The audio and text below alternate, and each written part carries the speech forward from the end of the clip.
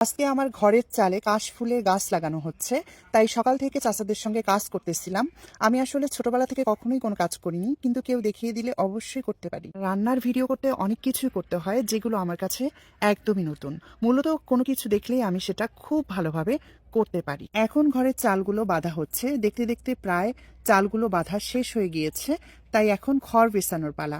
আমার ভীষণ ভালো লাগছে। ভালো লাগার বিশেষ কারণ হচ্ছে নিজের টাকায় কুড়ে বাড়ি বানাচ্ছি, তাও আবার নিজের টাকায় ক্রয়কৃত জমিতে।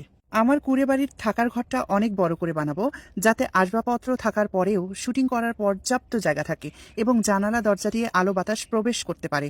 আমি চাই আমার কন্টেন্টের মধ্যে শুধুমাত্র রান্না নয়, সকালে ঘুম থেকে ওঠা থেকে শুরু করে রাতে ঘুমানো পর্যন্ত সবকিছু আপনাদের মধ্যে শেয়ার করব। আমি যাতে সবকিছু আপনাদের মধ্যে শেয়ার করতে পারি, তাই কুড়ে বাড়ি বানিয়ে পরিবেশ তৈরি করে নিচ্ছি। এভরিওয়ান, দেখতে দেখতে কিন্তু আমার ঘরের চালের কাজ শেষ, তাই আজকে ঘর উঠাবো।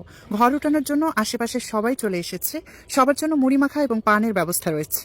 এভরিওয়ান, সত্যি আমার ছোটবেলার কথা মনে পড়ে যাচ্ছে। Trust me on this. আমার মনে হচ্ছে বাড়িটা তৈরি করার পর পরিবেশটা অনেক সুন্দর হবে। আজকে এই পর্যন্তই থাক। কুড়ে বাড়ির নতুন আপডেট পেতে চোখ রাখুন আমার চ্যানেলে। ছোটবেলায় দেখতাম আশেপাশের লোকজন চাল উঠিয়ে দিলে মুড়ি এবং পান খাওয়াতো। আমি ঠিক সেটাই করলাম। এভরিওয়ান, সবাই খুব ভালো থাকবেন। আসসালামু আলাইকুম।